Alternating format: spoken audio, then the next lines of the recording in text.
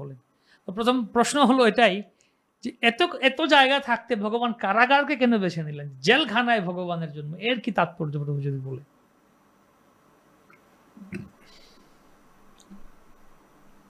ভগবান ভগবান এসেছেন, যে কোনো জায়গায় আসেন সেই জায়গাটাই পবিত্র। ওনার জন্য কোনো জায়গা দ্বারা অপেক্ষা রাখে না। তবে ভগবান কারাগারে এসেছেন, আর আমরাও সবাই কারাগারেই আছি।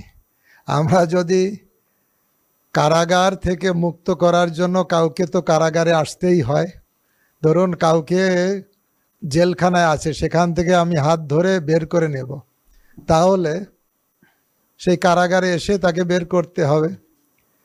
ভগবান লীলাবিলাস করার জন্য বিভিন্ন জায়গায় আবির্ভূত হন, বিভিন্ন জায়গায় লীলাবিলাস